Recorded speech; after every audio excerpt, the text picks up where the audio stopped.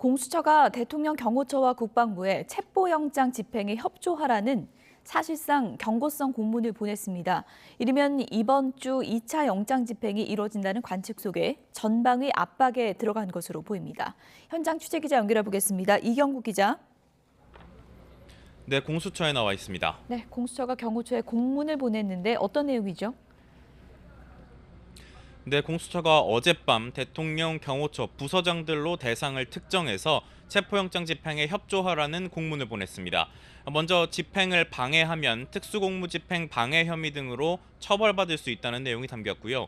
YTN 취재로 확인됐던 것처럼 불법 행위로 인한 민사상 손해배상 책임을 질 수 있다는 내용도 담겼습니다.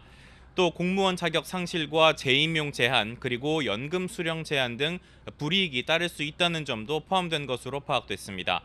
다만 일반 경호처 직원의 경우에는 집행을 막으라는 명령에 따르지 않더라도 직무유기죄 성립 등 피해는 발생하지 않을 거라고 강조했는데요. 경호처 지휘부를 압박함과 동시에 내부 결속을 흔들기 위한 경고성 조치인 것으로 풀이됩니다. 네, 국방부에도 마찬가지로 협조를 요청했죠. 맞습니다. 공수처는 국방부에도 공문을 함께 보냈습니다.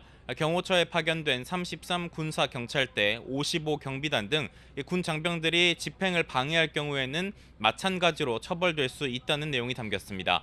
그리고 인적, 물적인 피해가 발생한다면 국가 배상을 청구할 수 있다고도 강조했는데요.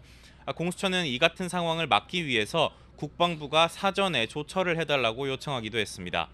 2차 영장 집행이 임박했다는 관측이 나오는 가운데 관절을 지키고 있는 인력에 대한 전방위 압박에 나선 것으로 보입니다.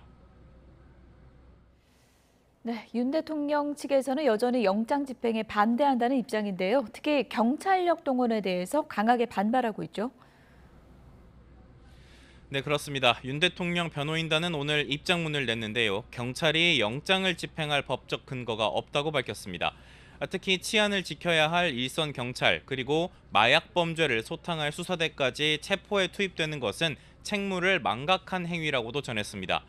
이어 집행에 참여하는 공무원들은 얼굴을 모두 공개해야 한다면서 경호처 공무원을 폭행할 경우에는 법적 책임도 져야 할 것이라고 덧붙였습니다.